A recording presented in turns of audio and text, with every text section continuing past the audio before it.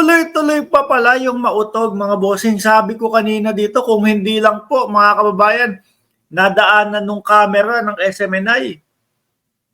Oh, kung hindi lang po nadaanan nung camera yung Marcos a diktador, iisipin ko ho, mga bossing, may Zumba. Ano? Iisipin ko din ho, mga kababayan, ay naku, mukhang may pa-basketball si Mayor doon ah. Mukhang may liga ng basketball ah. Wala ho kayong napapansin, mga bossing? Kung saan na lang po nila ginaganap yung kanilang mautog? Ayan po. Sa loob na lang po ng mga basketball court, mga kababayan. At take note, tingnan nyo naman po. Loob na nga ng basketball court, mga bossing, ay mukhang hirap pa pong punuin. Oh. At pinakinggan ko. Alam niyo po kung ano yung mga pinag-uusapan doon. Pare-parehas lang din po. Yung kanta nung nasaan ang 20 pesos na bugas, yun pa din po, mga bossing. Eh, paano naman hindi magkakaganyan kasi yung mga manonood nila, yung mga fans nila, o yung mga attendees ng kanilang mautog, mga bossing. Paulit-ulit lang po, pare-parehas lang po. At naniniwala ako kaya po umuunti yan o kumukonte yung mga dumadalo dyan sa mga maisog nila o mautog nila, mga bossing, sablay yung pulburon video nila. Yan po yung isinisigaw nila lagi dyan eh. Di ba? Yan po yung mga narrative nila dyan eh. Kasama si dating Pangulong Duterte at yung iba pang mga kasama nila dyan sa mautog. O tapos ipinlay nila o pinakita nila yung 2 taon. Nangangatiteng ako sa inyo eh. Biruin mo, 2 taon tayong pinag-antay, mga kababayan. 2 taon tayong pinag-antay, yun lang pala yung ilalabas. Oh. Nung mga unang araw, mga bossing, mga unang araw may kakapalan pa sila ng muka no? Nasabihin na, huwag kayong mag-alala, meron pang 4 na video yan. Ngayon po, wala na, hindi na natin naririnig ho, mga kababayan, yung 4 na video. Paano? Dito pa lang sa umpisa, sablay na ho eh. Shout out sa iyo, Ai Chang. Sa umpisa pa lang ho, mga kababayan, sablay na ho eh. Kaya naman, yung attendees po nila ng mautog nila, mga bossing, ayan na lang po. Lakihan na natin. Tapos tingnan mo yung nanonood sa live. 270 na lang ho, mga kababayan. Zumba! Di ho ba? Nasaan yung sinasabi ho nila, mga bossing, na malakas pa din po sila? Kapag ka nagsalita sila Eric, sila Badoy, pag nagsalita sila, alam niyo po, ang sambayan ng Pilipino talagang gusto ng patalsikin si Marcos Jr. Ganun silang magsalita ho, mga kababayan Kaya ako minsan nagtataka saan kaya sinasabi nitong sambayan ng Pilipino. Lagi nilang bukang bibig. Ang mamamayang Pilipino, ang sambayan ng Pilipino. Ganun sila. Ay gusto nang bumaba si Pangulong Bongbong Marcos. Tapos ganito kakonti ho, mga kababayan. Naku, pagpasensyahan nyo na ho kung papaulit-ulitin ko. Na ito, ganitong kakonting tao ho, mga bossing, ultimo barangay tanod. Di ba, Ma'am Lorelai Diaz-Ener?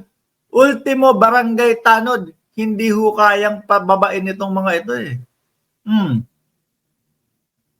Unti ho. Tapos ano ginagawa? Ano sinisigaw? Wala, paulit-ulit na lang. Ikaw ho ba a-attend ka ng a-attend? Sasama ka ng sasama? Doon sa kanilang rally kung paulit-ulit lang yung naririnig mo? Siyempre, hindi. Para naman tayong sirang plaka dito. Yun at yun din yung pinapakinggan natin. At the same time, mga kababayan, eto ho kayang ito na mga uma-attend sa mga rally nila. taga roon din ho. Naalala niyo po ba yung Tacloban? Naalala niyo yung Tacloban, mga bossing? Ibang klase yung Tacloban. Maraming nagrereklamo, bakit nagmahal yung ticket ng eroplano? Hindi ho nila alam, yung Tacloban to, saan ba yun? Davao to Tacloban, hindi naman po busy. Hindi naman po busy na ruta yun. Di ho ba? Yung iba, ang sinabi pa, nako, tingnan mo ginawa nila, binlock lahat nila yung papuntang Tacloban. Nahuli ho sila ng tao doon, mga kababayan. Di ba? Nahuli ho sila ng taong bayan noon na yung palang mga maisog nila, puro taga Davao lang ho ang pumupunta, mga bossing. Yung kung ikaw mismo, taga Tacloban, eto na. Nako, suportado ng taga Tacloban ang maisog. Yung pala, mga taga Davao lang din po, mga kababayan. Davao. Bayan ni Kibuloy.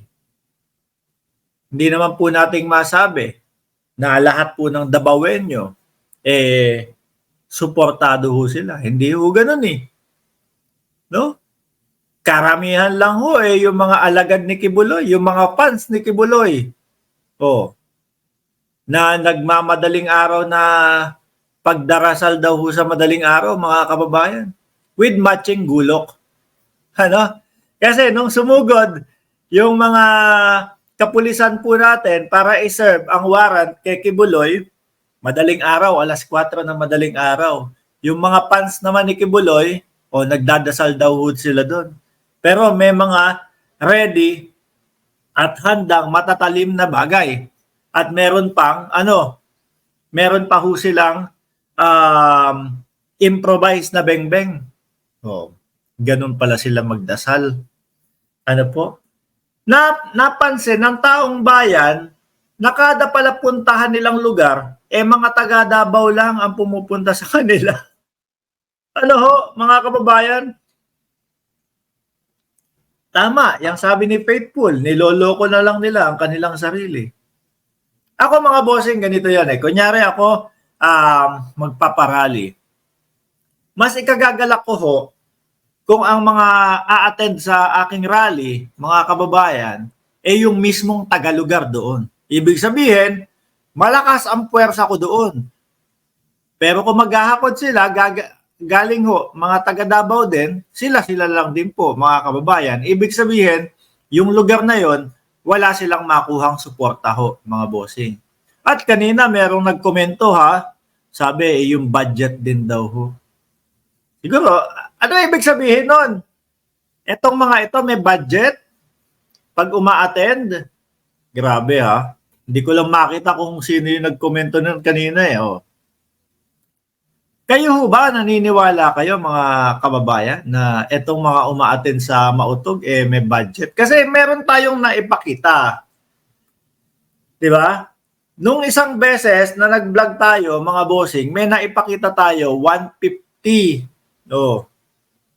per head yung si Lola, di ba? Yun yung sabi. Pag umattend daw po doon sa tas ang pinakain lang tinapay. Ang tanong natin doon, anong klaseng tinapay? Ito ba ay OTAP? Dahil ang alam ko, madami si Kibuloy ng OTAP.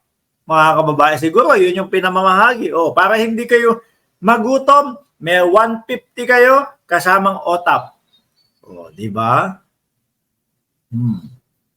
Yung pong tinutukoy natin na 150 pesos yun po yung ibinlag natin. Kung sakaling hanapin po nila, Mark, ano yung pinagsasabi mong may bayad na 150? Di papakita lang natin yung video. Nakasave naman sa akin yun. Eto sabi nitong mga to, naka-t-shirt ng maisog. May bayad silang 150 at tinapay lang ang pinakain sa kanila. Di ba? Yung tinapay, hindi natin nga sure yun. Pero ako naiisip ko, OTAP. Kasi, di ba, may patinda daw si Kibuloy ng OTAP, mga kababayan. Kaya nga yung mga OTAP supporter, magtinda kayo ng OTAP kaysa hanap ng 20 pesos na bigas.